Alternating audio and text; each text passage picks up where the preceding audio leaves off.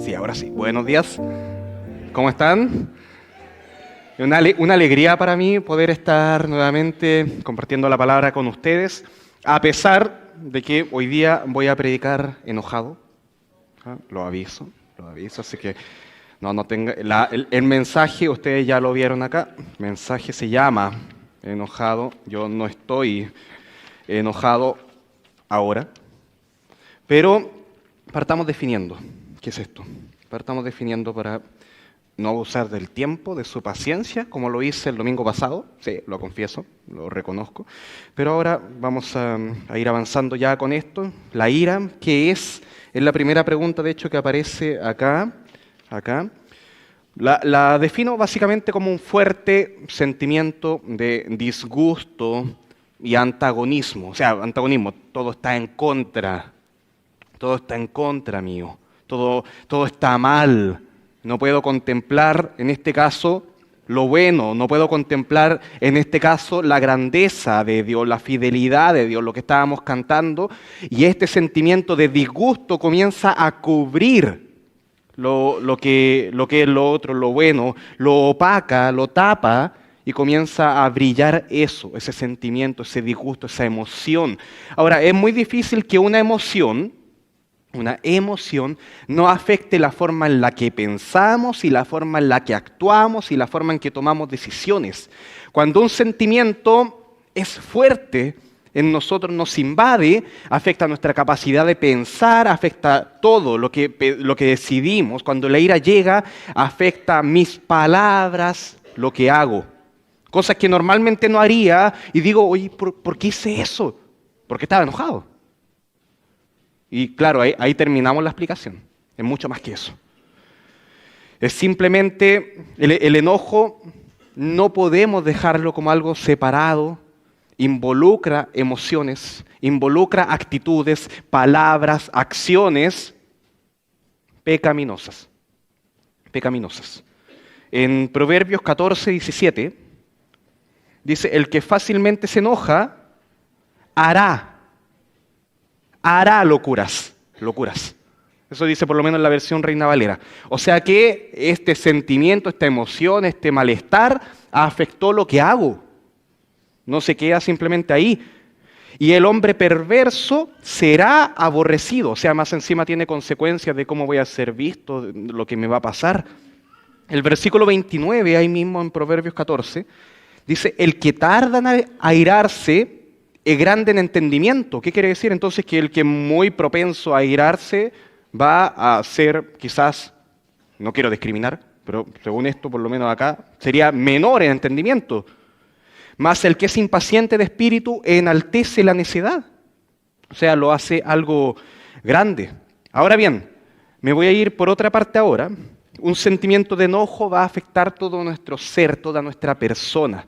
Afecta la digestión, afecta el colon. No hay que ser un científico para saber que es así. Predispone para muchas enfermedades, puede incluso acortar la vida.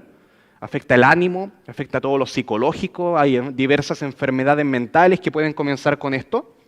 Afecta nuestra relación con Dios, nuestros hábitos cristianos, nuestra vida de oración, de lectura, de evangelización, nuestro deseo de tener comunión con los hermanos, nuestro deseo de servir, nuestra sensibilidad, qué tan sensible y qué cuánto percibes a Dios actuando, obrando en tu vida.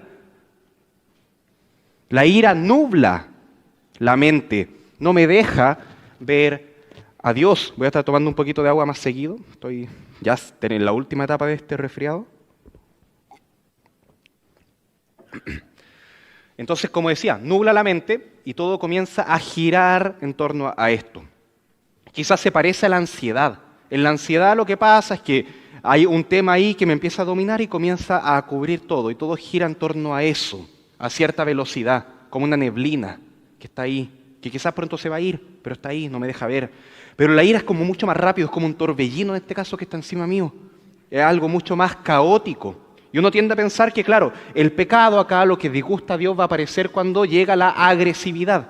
Cuando ya me pongo en actitud de pelea, cuando ya golpeo. Y en cierta medida, claro, puede ser así. Hay cosas que nos enojan todos los días y nosotros podemos ejercer dominio propio. Magnífico. Claro, se enojó, pero yo mantuve la calma. Tremendo. Pero hay enojo que quizás no se manifiesta en agresión, pero yo en mi vida lo voy normalizando, lo voy haciendo parte de mí, lo dejo actuar, lo escondo debajo de la alfombra cuando es necesario. Y se manifiesta finalmente en una vida espiritual que no crece, que siempre está ahí, siempre estancada. Miren, en fin, todos estos temas que hemos estado tratando durante estos meses, estos que llamamos pecados respetables, ya orgullo, egoísmo, el estar fuera de control, la ansiedad, ahora estamos con el enojo, la semana pasada la impaciencia, son pecados que no los tratamos con tanta dureza a veces, que quizás no producen un daño a corto plazo, pero a largo plazo van a producir un enanismo espiritual. Personas que llevan tiempo en la fe y nunca crecen, que nunca cambian. ¿Por qué no estoy cambiando? ¿Por qué? ¿Qué me pasa? Que voy marcando el paso solamente. Y cosas así son extremadamente comunes. No hay que explicar mucho. No tengo que detenerme tanto yo acá a explicar cómo es la ira, cómo es el enojo. Todos lo hemos vivido. Lo dibujan incluso. Te pones rojo, te sale humito, o te pones verde, así como Hulk. No sé, pero se entiende. Todos entendemos a lo que vamos cuando hablamos de enojo o ira. Voy a estar usando la misma palabra por si acaso. Enojo, ira, para que no digan, es que hay una diferencia. Sí, claro, pero yo la voy a estar usando de la misma manera. Y me lleva a autoengañarme, a avergonzarme. Porque ojo con esto, un cristiano es difícil que se enorgullezca de la ira. Eso no debiese pasar. Yo recuerdo disculpe, voy a toser de nuevo, si me pueden mutear allá.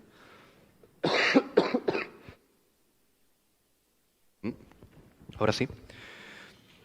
Recuerdo a Paul Washer. No sé si a alguien acá le suena a Paul Washer. Los varones estamos estudiando un libro de él. Él mismo comentaba que había una predicación en YouTube que se había hecho muy conocida, que aparecía como se llama el mensaje choqueante, mensaje impactante, el shocking message. Es un mensaje que predicó a un grupo de jóvenes, donde confronta a estos por estar teniendo vidas cristianas autoengañadas, de que todos se creían cristianos y en verdad él lo había conocido, se da cuenta de que no era así, que estaban autoengañados. Y aparece esta frase que se hizo viral, muy conocida en el mundo cristiano, cuando todos lo aplauden por cómo está confrontando la hipocresía de este mundo que se cree cristiano y todos lo comienzan a aplaudir, bravo, amén. Y él dice, paren, ¿por qué aplauden? Yo estoy hablando de ustedes. Y el mensaje es choqueante y la forma en que él está hablando es enojada. Y años después, a Paul Washer lo entrevistan y él reconoce y confiesa todo el contexto de lo que había pasado antes, lo que no se había visto, lo que le había pasado a su esposa, entre otras cosas, y reconoce que esa ira en esa predicación estaba fuera de lugar, de que no tenía que haber sido así, que no entendía por qué lo celebraban. O sea, primeramente no entendía por qué lo habían aplaudido cuando él estaba diciendo eso, cuando él estaba confrontando el pecado, y luego no entendía por qué en las redes sociales celebraban a este predicador enojado. Él decía, uno no tiene que ir con este dominio propio, con este amor, con esta ternura quizás. Ahora, obviamente, el Señor usó eso y creo que muy grandemente. Y quizás tú no eres una persona así, que se caracterice por estar a los gritos, hablando, pero cualquiera de todos estos pecados que hemos visto estos meses debiese producirnos y son dignos de vergüenza. Porque uno tiende a decir con cierto orgullo, oye, es que ustedes no me han visto enojado. No saben que soy, cuidado conmigo, que soy de mecha corta, no soy muy paciente, así que si me exaspero, queda la escoba. Y uno como que se enorgullece de esas cosas, cuando debiésemos nosotros ser humildes. Claro, tenemos que reconocer nuestra debilidad, nuestras fallas, pero esas cosas, el tema de que yo sea una persona que me enoje fácil, que deje la escoba, debiese ser algo que me avergüence, que me lleve a orar de rodillas, tendido ante Dios confesando mi debilidad. Son defectos, son flaquezas, son vergüenzas. Ahora, ¿qué debo hacer cuando yo detecto un pecado como este? Sí, un pecado debiese llevarte a orar humillado delante de Dios. Y orar humillado te lleva a ese momento en que solamente puedes rogarle a Dios: Dios, sé tú el que me levante, sé tú el que enderece mis pasos, sé tú el que arregle mi vida. Lávame solamente tú de mi maldad una y otra vez. Enséñame a andar en tus caminos. Solamente tú, Señor, tienes el poder para hacer esto. Haz la obra de formar a Jesucristo en mí. Haz tú, Señor, esa obra, que yo muera, que viva Cristo en mí, que se exprese solamente Él en mí. Guido, muere. Guido, cállate. Y que hable Cristo, que sea Él, que sea agradable a ti, Señor, lo que voy a hacer. Y el corazón de ustedes también ahora escuchando esto también. Si la predicación no es solamente algo unilateral, donde yo estoy hablando y el Señor me está evaluando solamente a mí, el corazón de cada uno de ustedes tiene que estar dispuesto y abierto a ser transformado. El enojo pone una barrera ahí. Hay un propósito en la humillación.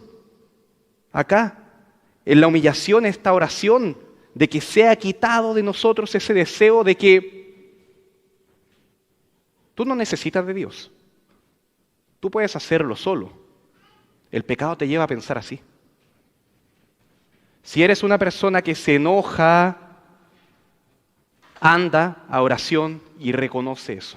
Ora en tu casa, en el camino, ahora. Confieso mi pecado. Y no es una humillación que me inhabilita, que me destroza, que me autodestruye, que me deprime. Es una humillación que despeja el camino para que Dios obre. Si voy a predicar sobre el enojo, no es para que nosotros ahora tengamos tips psicológicos que nos ayuden a luchar contra el enojo, a tener una vida más saludable. Eso lo puedes encontrar en cualquier parte. Busca en YouTube cualquier video que te ayude en lo psicológico. Tienes que ir filtrando, reteniendo lo bueno, por supuesto, desechando lo malo, entendiendo que la psicología de este mundo está caída, está afectada, pero debemos entender nosotros y ser diligentes en cómo funciona nuestra mente. Tenemos que amar al Señor con toda nuestra mente. Tenemos que preocuparnos de eso. Pero ahora yo, en medio de este culto, yo predico a tu espíritu. A eso voy. Predico a que con la palabra, llevando este mensaje espiritual que es de Dios, el Espíritu Santo hable a tu espíritu, a lo más profundo de tu ser. Y que podamos ir acomodando entonces estas palabras que pueden quizás parecer medias psicológicas, no a lo carnal, no a lo anímico, de ánima, digo, de alma, sino que a lo espiritual. Y ese mensaje que sea ahora no yo, sino Cristo en mí. Humillarme delante de Él. Tengo un deseo ahora de adorarlo, que cambie eso. Tengo el deseo de aprender. Tengo el deseo de adorarlo. Una persona puede salir de esta predicación y decir: es que yo entendí esto y el punto 1 y el punto 2 y todo, y la estructura del mensaje y la definición de la palabra y en griego y en hebreo. ¿Y cómo llegó a tu corazón? No, nada. Otra persona le preguntan: ¿de qué se trató el mensaje? Sabes que no me acuerdo, pero el Señor tiene que ser glorificado ahora. Hay una diferencia tremenda. Obviamente lo ideal sería tanto el entendimiento como ese espíritu dominado por Dios. La palabra de Dios dice que el principal mandamiento es amar a Dios. En Marcos, el Evangelio según Marcos, capítulo 12, versículo 29.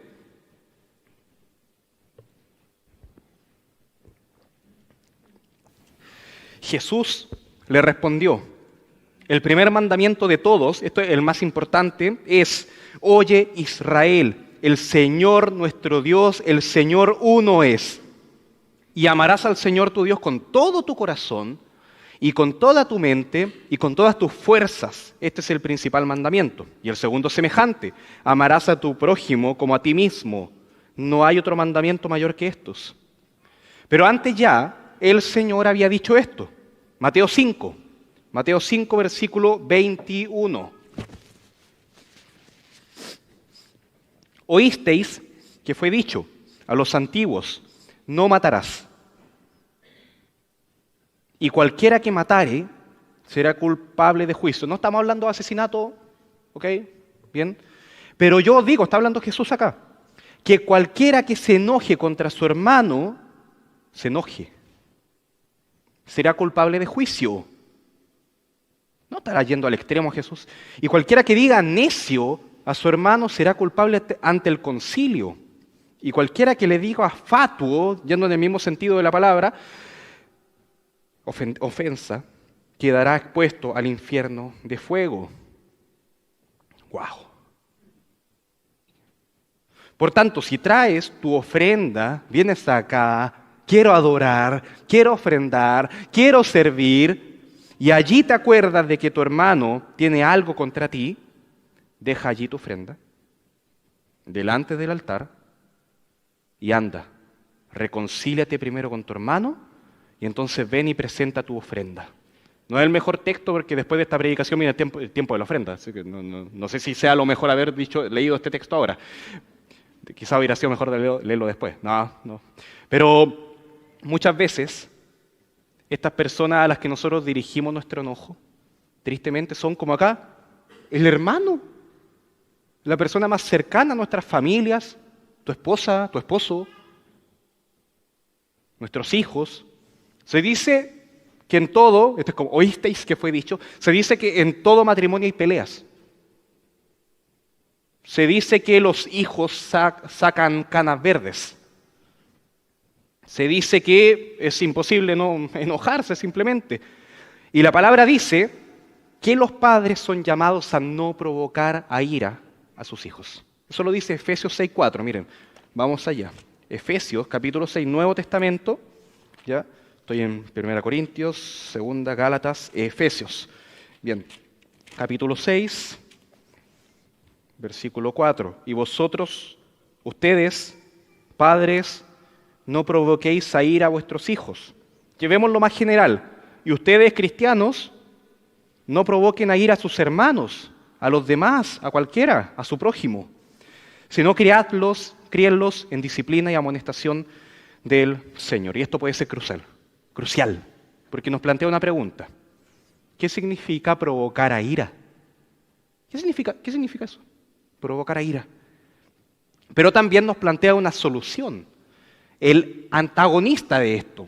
¿Cuál es la forma correcta de combatir la ira? Y la semana pasada había dicho algo, el amor. La provocación a ira, acá, tiene que ser, si ves el texto, tiene que ser reemplazada por disciplina y amonestación del Señor. ¿Ya? Y esto tiene que estar fundamentado, si vemos toda la palabra, en amor. El Señor al que ama disciplina. Esa es la solución. Es similar a los de la semana pasada, que yo lo decía al final, ahora lo digo en este momento. La ira me lleva a desear mal a otra persona. Yo quiero que te vaya mal, tengo ganas de hacerle daño, que no le resulte nada. Eso me lleva a la ira. Ojalá que choque. Una cosa así, momento de confesión. ¿Ya? Yo tengo un vecino que llega a veces a las 12 de la noche y se va a las 2:30 de la noche. No entiendo su vida, ¿ya? Pero está un rato, se va, vuelve, con una moto, pero que mete un ruido.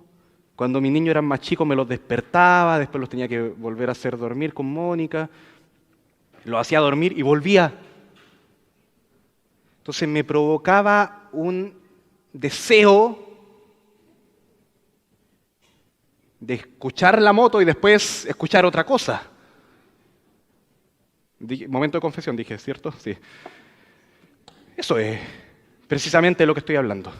Eso es precisamente de lo que estoy hablando. Deseo que choque, deseo que le vaya mal. Y el amor es contrario. Deseo que esté bien. Que ganas de que le vaya bien. Que ganas de que cambie, ya. Que ganas de que cambie la moto. Sería bonito, ¿no? Ya. Que le resulte todo al hermano, en el Señor, sus planes. Tremendo. Que Cristo sea formado en él. Que el Espíritu lo llene. Tremendo. Los hijos acá tienen que ser un buen ejemplo. Hay un enojo a los hijos. Yo tengo 2 hijos de 5 y 3 años. Entonces creerán que a veces me enojo, ¿ya? Entonces uno dice, ya, démosle en el gusto para que aprenda, para que entienda, dale, hazlo nomás, que conozca lo que es el dolor, podrían decir a veces los que tienen hijos más grandes, ya que conozca el mundo tanto que quiere. Pero hay otro camino mucho más excelente. Hijo, considera lo que te estoy diciendo, por favor, aunque te lo tenga que repetir 70 veces 7. Honra a tu padre, honra a tu madre para que te vaya bien. Mira, si estás ahí en Efesios, vas a ir 1 o 2 versículos arriba y te vas a dar cuenta que está hablando precisamente de eso. Honra a tu padre para que te vaya bien. Quiero que te vaya bien. La ira corta, o sea, la ira, acá lo que hace es cortar este deseo, que te vaya mal. Y se produce un círculo vicioso acá, donde ahora yo me enojo y hago que el otro se enoje conmigo. Y él se enoja conmigo porque yo me enojé con él. Y le digo, oye, más encima te enojáis. Si yo soy el que debiese estar enojado y la persona me responde, ¿acaso tú tienes el monopolio del enojo? Acá todos nos enojamos. Y el enojo hace eso. Proverbios 15, comencé en 14, Proverbios 14, ahora voy al 15:1. ¿No lo boté? No.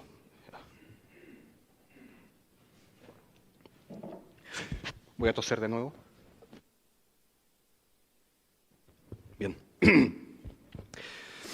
La blanda respuesta quita la ira, mas la palabra áspera hace subir el furor. ¿Hace subir el furor de mí? ¿O del otro? ¿O de ambos? ¿O del que está enojando? ¿O del que está escuchando? Puede pasar eso, y a veces yo estoy viendo a otra persona peleando con otra y me enojo yo, que no estoy ni siquiera metido ahí. Veo las noticias. 2 personas se mataron en una discoteca. Y termino yo enojado. Gracias, hermano, gracias. ¿Qué sería de mí? Bien, vamos. La blanda respuesta. Y ese furor que sube acá, es contrario a la ira. Mira, lo que hace la blanda respuesta es producir esto, lo que dice Proverbios 4:12. Cuando anduvieres, no se estrecharán tus pasos, y si corrieres, no tropezarás. No quiero que te caigas. Mi hijita a veces sale corriendo por ahí, ¿ya? Y yo digo, no te caigas, no quiero que te tropieces, quiero librarte del mal camino, quiero que andes bien. Pero la ira nos dice, ojalá que se caiga. Horrible. Si voy con esa actitud ante mi hijo, lo que eso genera, cuando mi hijo se da cuenta de eso que yo estoy sintiendo, es un resentimiento en él. Y como yo decía al comienzo, una actitud de ira pecaminosa se va a entender en mí como un sentimiento de ira pecaminosa que se va a reflejar ahora en acciones pecaminosas y deseos pecaminosos. Deseo lo malo. Mis pensamientos van siendo invadidos por esto, mis decisiones, mis acciones, me envenené todo, me envenené entero. La ira viene a ser como una enfermedad contagiosa. Yo tengo ira que provoca ira, yo me enojo con esa persona, me enojo contigo, lo manifiesto y eso hace que tú te enojes y que respondas. Ira produce ira. Si la palabra dice, padre, no provoquen a ira a sus hijos, lo que está diciendo es, padres, no se dejen envenenar por la ira para traspasarla, para contagiarla a las personas más cercanas y más vulnerables que tienes, que están a tu cuidado. Definición de persona vulnerable, definición de persona cercana que está a tu cuidado. Hijos, padres, no provoquen a ira a los más débiles. No provoques tú, hermano, a los más débiles, a los nuevos, a los de afuera quizás, no los provoques a ira. Esta palabra, provocar a ira, en griego, viene a ser la idea de invitar a otros. Oye tú, ¿quieres venir? Te invito a mi ira, te invito a mi enojo, a la fiesta, donde estamos todos enojados. Significa literalmente aproximar a la ira. Hay un prefijo en griego que es el para. Para, que viene a decir como aproxímate, en griego, no en español, en griego. Y el orgé, que vendría siendo ira, aproxímense, vengan todos acá. Ofrezco este enojo, los invito ahí. Si yo tengo ira y lo dejo estar, soy como una persona que le dicen, oye, ¿sabes qué? Te contagiaste de un COVID, pero una versión nueva del COVID, la pandemia 2.0, que es más contagiosa y más mortal que la otra, no me la quiero imaginar. Y tú vienes y te metes acá y comienzas a toser ahí como yo estaba tosiendo, pero sin taparte, sin nada, y comienzas a pegar el virus a todos. Yo por si acaso ya terminé mi etapa, estoy en lo último nomás, una cuestión pegada que tengo de tos. Entonces, ¿qué va a pasar? Los demás también se van a empezar a contagiar de eso y después vas a querer llevar eso a la casa. Y claro, tú tienes que estar ahí. No estoy diciendo no vengas a la iglesia si estás enojado, no estoy diciendo no vayas a tu casa si estás enojada, pero si puedes lavarte de eso, si puedes quitarte eso, lo antes posible, hazlo. Como estar lleno de ira y dejar que haga lo que quiera en mi vida hasta que se ponga el sol, hasta que se haga de noche. Y una vez que ya todos se durmieron, sorpresa, quiero pedir perdón a los demás. Y ya es demasiado tarde. Ya es demasiado tarde. Y terminas, quizá la persona dice, pero ¿por qué hiciste eso? Y uno termina defendiéndose, pero es que tú nunca me entiendes y se genera otra discusión encima. Comienzo a explicar, a dar razones. Miren, acá en el díptico, en el punto 6, yo voy avanzando nomás por si acaso, pero en el punto 6 dice, el enojo nos lleva a justificar nuestro actuar. Nos lleva a justificar nuestro actuar.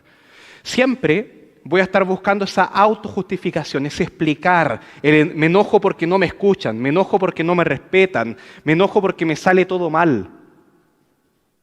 Entonces uno comienza a buscar explicaciones fuera de uno. Pero ¿qué es lo que está buscando Dios? Que nos humillemos delante de Él. Que nos humillemos delante de Él. Con esa humillación que no te autodestruye, yo no estoy diciendo, hermanos, basurense. No estoy diciendo eso. Sino que esa humillación que te despeja el camino, que reconoce que Dios es el único que puede arreglar todo esto. Porque así y solamente así vamos a cambiar. Y así el poder de Dios se va a manifestar en nosotros. El poder de Dios se perfecciona en tu debilidad, no en tu enojo, no en tu orgullo. Porque el poder de Dios es así, pero es difícil. Porque ¿qué hace el enojo? El enojo no te invita a debilitarte, el enojo no te deja chiquitito. El enojo, ¿qué hace? Infla, te exalta. Cuando una persona está enojada decimos está exaltado. ¿Qué significa eso? Precisamente lo contrario a humillación. Y por eso lo mencionamos acá. ¿Por qué hablar tanto de eso? Porque, hermanos, el Señor habita con el humilde, con el humillado, con el quebrantado de espíritu. Y la ira hace precisamente lo contrario, el enojo hace precisamente lo contrario, te aleja de Dios. Entonces, ¿cómo yo quiero estar esperando que cada uno de nosotros crezca si hay momentos o vidas enteras de enojo que estamos dejando pasar? Eliminemos eso, ese obstáculo que es contrario a lo que Dios está buscando. Por eso, este cuidado tan extremo acá, porque el enojo te quita el privilegio que tú tienes de ser. Esto el mundo, lo que voy a decir el mundo no lo. Una persona que está con una barrera acá no lo va a entender. El enojo te quita el privilegio de ser humillado. Ya, eso suena raro, muy raro, pero uno se comienza a dar cuenta de esto ya demasiado tarde. Cuando no sabes qué hacer, cuando no sabes cómo pedir ayuda, cuando ya el enojo te define. E incluso puede que ganes el privilegio de que los demás te obedezcan, de que te tengan miedo. De que las personas que te están rodeando, tu familia, va caminando, esto lo dije la semana pasada también, camina como pisando cáscara, huevos. Porque cualquier cosa, cualquier ruido que está ahí, te dije que no hiciera sonar el piso porque eso me enoja. Ok, ya. Entonces puede que ganes el privilegio de que todos te obedezcan, pero perdiendo el privilegio de que te amen. Después, a la persona enojada, todos le hacen caso, pero nadie lo ama. Yo recuerdo una animación, o sea, la historia, no me acuerdo de la animación en sí, creo que era Hey Arnold, no me acuerdo, los que tienen como mi edad quizás lo recuerden con mucho cariño, Hey Arnold, pero creo que, no me acuerdo si era otra, ¿ya? Pero en el colegio había 2 niños que estaban de cumpleaños el mismo día y iban a hacer la fiesta el mismo día, ¿ya? Entonces a uno era el matón. el pesado. Si no vas a mi fiesta, te va a llegar el lunes. Entonces, el otro era el humilde, el sencillito, que invitó a todos, pero sabiendo que no iba a ir nadie. Y no tenía mucho que ofrecer. Y obviamente todos los otros niños fueron a la fiesta del matón, de los niños más pesados, porque si no le iba a llegar consecuencia. Y el niño que todos amaban se queda solo en la fiesta con papá y con mamá. Pero lo interesante era esto, estaban en la fiesta todos los niños y estaban aburridísimos, querían puro irse, no querían estar ahí. Entonces comienzan todos a fingir, no recuerdo con tanto detalle, pero comienzan todos a fingir que se enferman del estómago, todos se enferman y todos se van. Y cuando se van corriendo a la fiesta del otro niño y allá lo pasan súper. Allá querían estar. Ahora, fueron obedientes a los dos niños, fueron a los dos cumpleaños, pero el primero lo obedecieron por miedo, al segundo lo obedecieron por amor. Al primero no lo disfrutaron, al segundo lo disfrutaron. Entonces puede que la ira te lleve a ser como ese niño, donde los demás sí te van a tomar en cuenta, te van a obedecer, pero porque te tienen. Tus hijos te van a comenzar a obedecer porque te tienen miedo. Y puede funcionar. Pragmatismo, funciona. ¿Sí? ¿Para qué andamos con cosas? Sí funciona. Sí te van a obedecer. Pero hay un camino mejor. Entonces acá la pregunta es, ¿por qué quiere el Señor que nosotros nos reunamos, por ejemplo, ahora, en este templo, en este edificio? ¿Para qué? Pues, ¿con qué actitud tenemos que estar acá? Disculpen.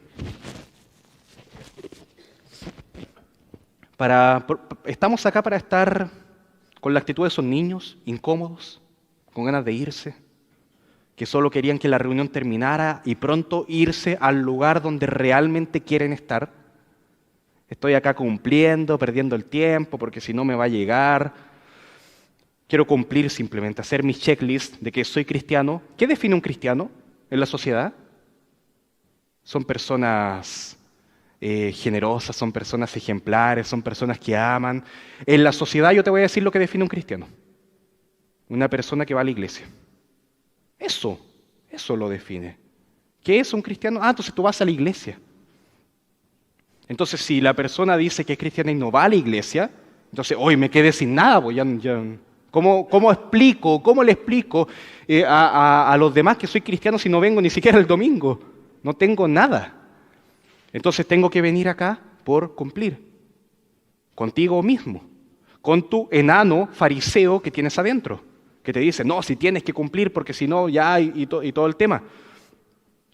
Que si no soy obediente a Dios, se viene castigo.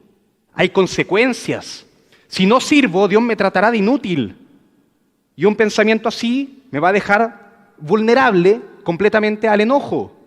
Más irritable, que si no asisto a la iglesia, Dios me tratará como infiel. Voy a ser el descarriado. Y sí, es así. Si soy una persona que peca, Dios me debiese tratar como pecador. No quiero blanquear las cosas. Y Dios disciplina. Y Dios amonesta al pecador y puede usar personas para eso. Pero no es que Dios se está divirtiendo haciendo daño. No, Dios no se está divirtiendo en todo esto. Sino porque desea a Dios que abandonemos ese camino que nos está destruyendo. Le digo a mi hijo que no se tome la botella de cloro porque lo amo. No porque quiero fastidiarlo. Porque eso le va a hacer mal. Pero si yo me centro solo en la parte que está airada acá, no voy a poder ver el amor de Dios. Miren, vuelvo. Efesios 6:4. Y vosotros, padres, no provoquéis a ira a vuestros hijos, sino criadlos en disciplina y amonestación del Señor. Si nosotros vemos la disciplina de Dios como un acto de solamente castigo de Dios, que me duele ira de Dios, que me castiga, me maltrata, vamos a ver a Dios como un padre que provoca ira. Eso vamos a ver de Dios precisamente acá. Y va a tener toda la lógica del mundo que rechacemos a Dios. Y el mundo lo va a ver así. Y va a tener toda la lógica del mundo que no quieran venir a la iglesia, ni acercarse, ni leer su Biblia, nada. Menos pasar la eternidad con ese Dios. Porque no lo estamos viendo bien. Nosotros tenemos que ver a Dios claramente. Hay ira de Dios por nuestro pecado. Pero Dios ejerce esa ira como parte de esa disciplina, pero no sin ser un Dios de amor. Dios nos amonesta, pero no nos tritura. Dios nos disciplina, pero no nos tortura, no se le pasa la mano. En la medida que más vemos a Dios como ira solamente, y este atributo de Dios comienza a brillar, la ira de Dios y el amor de Dios, vamos nosotros provocándonos a ira. Y nos vamos a llenar de ese enojo. Lo vamos a ver a Dios como injusto, como cruel. Y vamos a estar más susceptibles, más inclinados a rechazar a Dios, a difamar a Dios, a desobedecer a Dios, a pecar contra Dios. Y esa ira la vamos a proyectar a las demás personas. Y vamos a provocar eso, que no necesariamente va a ser una ira histérica, esa ira roja con humito, pero puede ser un enojo permanente, que yo al vivir enojado estoy haciendo que mis hijos crezcan enojados, amargados. Que yo al ser un predicador enojado estoy haciendo que ahora ustedes salgan a hablar con otras personas con la misma actitud. Y van a evangelizar a su familia, a sus compañeros de trabajo enojados. Y van a vivir enojados. ¿Te das cuenta cómo provoco a ira? Ahora, hay otras personas, por supuesto, que también nos pueden provocar a eso. Son muchos factores, son muchas actitudes, no solamente ira lo que está jugando acá. Hoy día estoy hablando de eso, pero hay muchos más aspectos de Dios que quizás estamos entendiendo mal. Quizás no estás entendiendo bien la santidad de Dios. Quizás no estás entendiendo bien la soberanía de Dios. Quizás no estás entendiendo bien la gracia de Dios. Hay mucha gente que le molesta la gracia de Dios. La gracia de Dios es este tema de que Dios te regala algo inmerecido. Dios te invita a la vida eterna, aunque no la merezcas. Y hay gente que eso le molesta, pero muchísimo. Entonces en el cielo voy a estar con asesinos, con violadores, con estos políticos que detesto tanto. No, si es así, alguien me dijo, si es así yo no quiero ir a ese lugar. Entonces, porque yo preferiría que el cielo yo me lo ganara y que en el cielo estuviera la gente realmente buena, porque estoy viendo solamente esa parte. Estoy totalmente mal entendiendo la gracia de Dios. Pero hoy día vamos, claro, atacando solamente este tema, la ira de Dios malentendida, que puede ser vista, claro, como el infierno de Dios y Dios enviando inocentes al infierno, lo estoy entendiendo mal. O puede ser visto como la disciplina, una vez tras vez, enfrentando eso, comiéndome eso, pero no entendiendo que el Señor me está moldeando la imagen de Jesucristo a través de esto. Si yo entiendo bien la ira de Dios, la voy a ver en su panorama completo, junto con su amor, con su paciencia, con su gracia bien vista, y no voy a ser afectado por eso. Por el contrario, voy a sanar de toda ira. Las cosas van a comenzar a tener sentido. Las injusticias que otros me hacen van a ser cubiertas por un entendimiento de que Dios está conmigo. Como José, por ejemplo, José en Egipto, que muchas veces se menciona ahí en Génesis, que a pesar de que estaba siendo enviado por sus hermanos a otro lugar vendido como esclavo, a pesar de que cayó preso, de que sufrió injusticia, de que lo pasó mal, una y otra vez, pero Jehová estaba con José en todo lugar, y José era consciente de esto. José no vivía con el tormento constante de, es que Dios me está castigando por lo malo que hice. José vivía con la paz constante de Dios está conmigo. Ya, sí, hice cosas mal en el pasado, pero Dios sigue conmigo. Dios me ha perdonado, Dios me está restaurando, Dios está formándose en mí. Ya sí, fueron injustos conmigo y lo siguen siendo ahora acá en Egipto.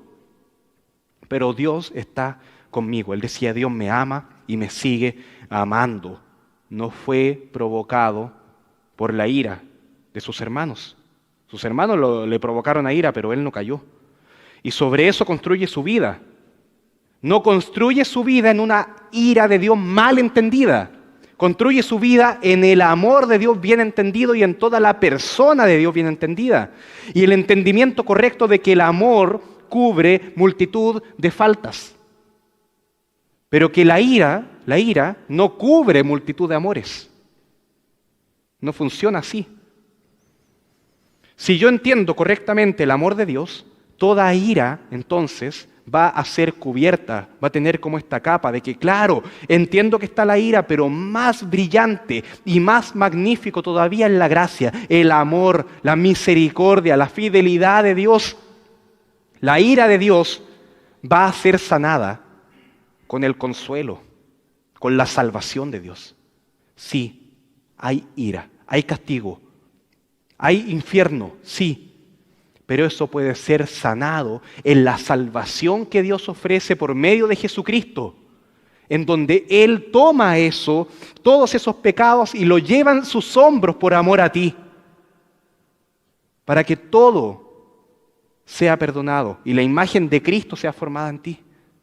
Y que Dios te vea a ti con los mismos ojos que ve a Jesús. Ese es el poder de Dios y cómo la ira de Dios se soluciona en este punto. Y la ira de hombre que puede venir contra mí, de otras personas, puede ser también sanada por el consuelo de Dios. La ira contra otras personas también va a ser sanada porque el Señor me va a amonestar, me va a disciplinar. Oye, pero ¿cómo puedes vivir enojado con tu hermano, Guido? Y la misericordia de que a pesar de ser pecador, y sí, yo, Guido, merezco en mis fuerzas y en lo que soy el infierno eterno, la ira de Dios eterna, en Cristo lo tengo todo. Y en Cristo tengo el perdón de mis pecados. Y en Él tengo salvación, restauración, consuelo, esperanza, gozo, alegría. Y así yo no voy a estar contagiando a los demás de la ira, sino que voy a poder estar contagiando a los demás de el amor de Dios. Donde todos nos vamos a ir provocando a eso. Pero si siempre estamos enojados todos contra todos, obviamente no funciona. En Efesios 6:4, el texto que hemos leído varias veces, se habla de esta palabra, ya la mencioné, provocar a ira. Lo mencioné, yo estoy invitando a otros, aproximándolos a mi enojo. Pero miren, ahora vamos a Colosenses capítulo 3. Efesios, Filipenses, Colosenses capítulo 3, versículo 21. Este es el texto paralelo, o sea, básicamente está diciendo lo mismo, pero con otros énfasis. Con otra intención también Pablo cuando escribía esto. Padres, nuevamente, no exasperéis a vuestros hijos para que no se desalienten. Acá exasperar significa invitar a pelear. Ojo, dice, padres, no los provoquen a pelear. Implica la idea, claro, de esa pelea a combos, pero también puede ser esa pelea en el sentido verbal. Ya, pues dime lo que tanto quieres decirme. Yo te voy a decir lo mío. Y no me vas a poder parar. Y te va a doler. Ese es el sentido real y más profundo del enojo. Por eso ahí en Mateo 5:21 decía, oíste que fue dicho, no matarás y cualquiera que matare será culpable de juicio. Pero yo digo que cualquiera que se enoja contra su hermano será también culpable de juicio. ¿Por qué? Porque el enojarse contra su hermano también involucra esto, este deseo de que lo quiero golpear. Ahora, si nosotros nos llenamos del amor de Dios, va a ocurrir precisamente lo contrario, nos vamos a comenzar a limpiar de todo esto. Y la probabilidad de que salgamos llenos de ira, de algo como esto, donde escuchamos del amor de Dios, de su gracia, de su perdón, va a ser prácticamente nula, que salgamos de acá enojados. Si estamos hablando de la paciencia, estamos hablando de cómo este Dios perdona. Es como que se nos perdona a nosotros una deuda millonaria que teníamos con los bancos, con las casas comerciales, con las automotoras, con todas las personas que te rodeaban, con la universidad, con todo lo que puedas tener deudas, una deuda millonaria tremenda que tú sabes que no puedes pagar y vas a perderlo todo y de pronto se te perdone todo. Y después de eso salimos de acá. Se me perdonó todo, genial, y llamo al hermano que me debe 20 lucas y le digo, si no me pagas te voy a matar. Eso suena completamente ilógico. ¿Cómo? Lo que suena lógico es que después de que salí de ese lugar, se me perdonó todo, yo llamo a esa persona que me debe 20,000 pesos y le digo, oye, ¿sabes qué? Olvídate de todo. Y te invito acá a que compartamos algo. Tiene mucho más sentido, estoy feliz. he sido perdonado, estoy experimentando perdón. Quiero perdonar entonces a otro. Provoco a perdón. Provoco a amor. Provoco misericordia. Nos suena difícil imaginar algo así. Entonces, ¿qué hacer? Mira, estamos en Colosenses. Leímos el versículo 21, ¿cierto? Sí, el 21. Miren, quiero que vayamos un poquito al 1. Colosenses 3:1. Para que veamos este sentido. Cómo esto tiene toda la lógica. Colosenses 3:1. Sí, pues, habéis resucitado, o sea, viviste esto, entendiste esto, buscad ahora las cosas de arriba. O sea, el Señor te dio vida, vive para Él. Acá, buscad las cosas de arriba donde está Cristo sentado a la diestra de Dios. Poned la mira en las cosas de arriba, no en las de la tierra. Versículo 3. Porque. Acá está el sentido, acá está la lógica. Porque habéis muerto. ¿Cómo es esto? Morir es malo, bueno. Uno dice malo. Pero acá estamos hablando de esta humillación que te despeja el camino para que Dios obre en tu vida. Yo tengo este orgullo que me exalta, que quiero yo ser el que hace las cosas, que quiero yo ser el solucionador, porque habéis muerto a esa persona. Y vuestra vida está escondida con Cristo en Dios. Cuando Cristo, nuestra vida, se manifieste, entonces vosotros seréis manifestados con Él en gloria. 5. ¿Qué tenemos que hacer?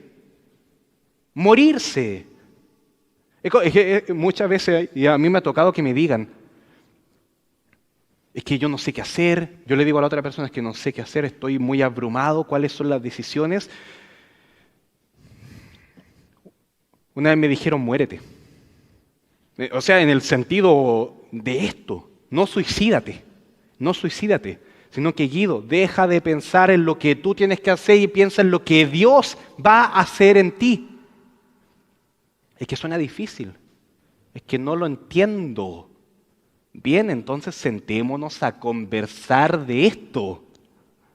¿Sabes cómo se llama eso? Es que no entiendo. Acá dice, hacer morir lo terrenal. ¿Qué significa eso? No entiendo todas estas cosas. ¿Qué significa haber muerto con Dios? ¿Sabes qué, hermano? No lo entiendo. Conversemos sobre eso. ¿Cómo se llama eso? Esa es la comunión. Eso es lo que tenemos que buscar. Conversar sobre esas cosas. ¿Has escuchado esto? Ya no vivo yo, sino que vive Cristo en mí. ¿Sí? ¿Qué significa? ¿Has escuchado esto? Venid a mí, todos los que están cansados y trabajados, y yo los haré descansar. ¿Qué significa los haré descansar? Entonces, conversemos sobre esas cosas. Hay temas interesantísimos que podemos conversar y son temas que los cristianos tenemos en común. Acá, hacer morir pues lo terrenal, lo terrenal, fornicación, impureza, pasiones desordenadas, malos deseos, avaricia, todo esto te destruye, que es idolatría. Cosas por las cuales cosas por las cuales la ira de Dios viene sobre los hijos de desobediencia, en las cuales vosotros también anduvisteis en otro tiempo cuando vivías en ellas. Pero ahora dejad también ustedes, abandonen todo esto. ¿Cuál es la primera palabra? Ira, enojo, malicia, blasfemia, palabras deshonestas de vuestra boca. Miren, saltemos al 12. Vestidos pues, y esto de nuevo así, ¿ya qué significa eso? Conversemos, ¿ya? Vestidos pues como escogidos de Dios, santos y amados de entrañable misericordia, de benignidad, de humildad, de mansedumbre, de paciencia. Llénate de esto, soportándoos, completamente contrario a la ira, soportándoos unos a otros y perdonándoos unos a otros, si alguno tuviere queja contra otro. Ya, ¿En base a qué? ¿Cómo hago esto? Contemplando. Esto se trata de ver, de entender, de asimilar, de disfrutar esto. De la manera que Cristo os perdonó, así también hacedlo vosotros. Y sobre todas estas cosas vestidos de amor, que es el vínculo perfecto. No es idea mía, porque yo les decía, este tema del enojo se soluciona con amor. El tema de la impaciencia se soluciona con amor. Disculpen, no es idea mía, es lo que dice la palabra. Sobre todas estas cosas vístanse de amor. Así es como funciona. ¿Cómo es esto? ¿Cómo funciona? Porque yo estoy diciendo acá que esa es la solución. Ahora, ¿cómo se hace, cómo se lleva a cabo en tu vida? Comunión. Conversemos de esto. Maravillémonos juntos. Aclaremos cosas. No se trata solo de que el predicador te diga todo lo que tienes que hacer. Hay parte donde nuestra relación como hermanos tiene que también terminar. ¿Te ha pasado que a veces uno está predicando y tú estás escuchando y se te queda en la cabeza así como, oye, pudo haber citado este versículo, o pudo haber dicho este ejemplo, o pudo, no sé, haber mostrado esta parte? Y uno se queda con las ganas de, oye, la predicación estuvo mala porque faltó esto. No estuvo mala, o sea, puede que sí. Pero el tema es que lo que está pasando ahí es que tú tienes que completar eso. Tú tienes que completar eso. Conversa con otro sobre este tema, como este otro versículo. Mira que él citó Colosenses, pero si vas a Filipenses, eso tienes que hacer. Eso es lo que tienes que hacer. No es idea mía, vistámonos de este vínculo. Esta es la receta que enseña la Biblia para vencer el enojo, para vencer todo lo que nos está dejando enanos espiritualmente y no nos damos cuenta. Observar la manera en que Cristo nos perdonó. Versículo 13, al final, de la manera que Cristo los perdonó a ustedes, así también hacedlo vosotros. ¿Cómo te perdonó Cristo? ¿Cómo estabas tú cuando descubriste el perdón de Dios? Cuando el Señor abrió tus ojos, ¿qué pasaba en tu vida? Cuando viste que todo el dolor de los clavos de Jesucristo, los látigos, cuando entendiste que la corona de espinas, que la asfixia porque no podía respirar bien así, que la humillación de que todos lo estuvieran viendo desnudo y muriéndose, no era, o sea, no puedo decir que no era nada, por favor, era tremendo, pero el gran peso y lo que se estaba pagando, el gran precio que se estaba pagando, era que Jesucristo estaba soportando la ira de Dios por tus pecados, por mis pecados en ese momento sobre Él. Y Dios, el Padre, dándole la espalda, desamparándolo. Estaba sufriendo el infierno eterno que era para nosotros, lo estaba viviendo Él, soportando eso por amor. Padre, perdónalos porque no saben lo que hacen. No ira, por amor a los escogidos, por amor a la iglesia de Jesucristo, por amor a todos, la ira de Dios ha sido cargada totalmente sobre los hombros de Jesucristo, Señor y Salvador nuestro. Jesús ha pagado el precio. Jesús ha pagado el precio. Ha pagado la deuda más grande que deja acá. Este ejemplo de yo saliendo, se me perdonó la deuda y estoy feliz, esa deuda millonaria queda como solamente un ejemplo, una minúscula parte de lo que es el perdón de Dios que Dios me dio. Cuando yo comienzo a construir mi vida en base a eso, a esa verdad que se llama Evangelio, Jesucristo dando su vida por los pecadores, el Padre amando a los pecadores, el Espíritu Santo dando vida nueva a los pecadores, enseñando a caminar a personas que no podían, que estaban muertas espiritualmente, uniendo a un pueblo con múltiples diferencias, con solamente un Salvador en común, que los une, donde ahora todos nos podemos poner de pie y cantar a este Dios. Podemos adorarlo por lo que Él es. Y tenemos un sentido, un propósito eterno, que es contemplar las maravillas de Dios. Entonces, cuando nos damos cuenta de eso, de que, oye, cuán maravilloso es Dios, muchos se lo están perdiendo los jueves, los varones nos dedicamos a eso, a contemplar los atributos de Dios. Así que pueden sumarse. Solamente vemos los textos, comentamos algunas cosas y la idea es maravillarse sobre lo que es Dios, sobre lo que Él hace. Así es Él, así es Él. Cuando estás viviendo en eso y construyendo tu vida en base a eso, lo demás pierde valor. Pablo dice, lo demás lo tengo por basura. ¿Y qué pasa ahí? ¿Estoy sufriendo? Ya, pero es menor porque tengo lo mejor del mundo. Tengo lo mejor del mundo. Es como,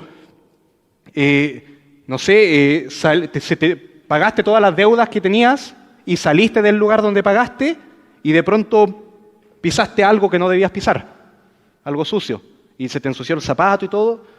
¿Qué importa? ¿Qué importa? Porque ya se te perdonó todo. Lo demás es nada. Pero cuando nosotros vamos así, enojados por el mundo, y de pronto piso eso que dejó el perro ahí, viene la bomba y queda la escoba. ¿Por qué? Porque estoy dominado por eso. Estoy dominado por eso. Hermano, ¿qué es lo que te domina? ¿Qué es lo que te domina? ¿Sí? ¿El enojo? ¿Ok? Entonces, hermano, ve a Cristo, ve a Él, a tu Salvador, y quédate ahí un rato. Construye una morada ahí. Que tiene que ser rápido. Dame un tips. Dame lo que tengo que hacer, la solución ahora. Hermano, anda a tu casa, a tu pieza, a cualquier lugar, sale a caminar, pero contempla a Dios. Quédate un rato ahí. Detente, para todo. Para todo. Aunque no tengo tiempo en el día, ya a la 1 de la mañana. Pero para todo. Y quédate con Dios un rato. Y quédate contemplando, no esas dos maderas que están ahí, quédate contemplando el amor de Cristo que tuvo por los pecadores. Oremos. ¿Para qué? Para que el Señor, no entiendo esto yo mucho, pero sé que la Biblia lo enseña así, abra mis ojos. ¿Ya qué significa eso? Ya conversemos, ya, ok. Pero para que el Señor abra mis ojos para contemplar esto. Y disfrute. Yo quiero disfrutar, por favor. Quiero comenzar a disfrutar bien. Y entonces la ira va a quedar ahí en segundo, tercer, cuarto lugar. Oremos para que sea así. Cristo preeminente. Cristo primero. Dios exaltado. Tu foco, tu mirada, no en las cosas de este mundo, sino que en las cosas de arriba. Amado Padre, gracias, Señor. Nos acercamos a ti, Señor, con temor, entendiendo que eres Dios, pero también con toda confianza, Padre Santo, de que a pesar de que somos pecadores, a pesar de que no merecemos nada, de que merecemos lo peor, en Jesucristo tenemos vida eterna. En Jesucristo hemos sido reconciliados contigo. Él pagó el precio una sola vez para siempre. Gracias, Señor. Ayúdanos, Señor, a entender que no todo es rápido, que hay procesos tuyos, Señor, que tú nos llamas a detenernos ahora y a poner la mira permanentemente y quedarnos ahí mirándote a ti, Señor.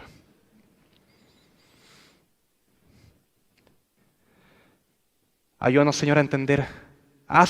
Pon en nosotros el entendimiento y el peso de tu gloria, de la carga que soportó Jesucristo, de cuánto se nos perdonó.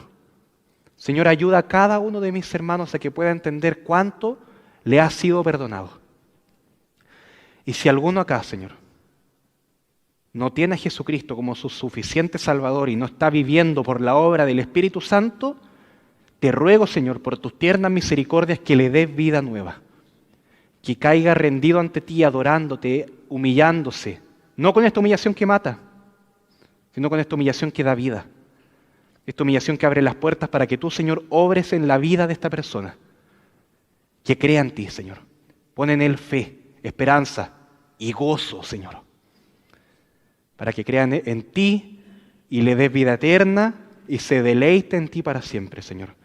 Y ayúdanos a nosotros, Señor, a todos, a entender la maravilla y el privilegio de poder humillarse delante de ti para contemplarte, Señor, y para disfrutarte, Señor.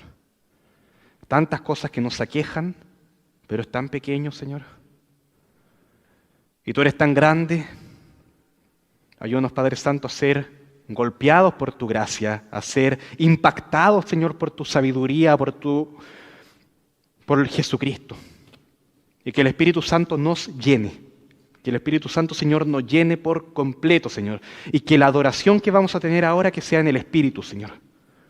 Que sea cristocéntrica, que sea con la mira puesta en adorarte a ti, pero también que sea en el Espíritu, Señor. Que sea espiritual para ti, Señor. Lo pedimos en el nombre de Jesucristo. Amén.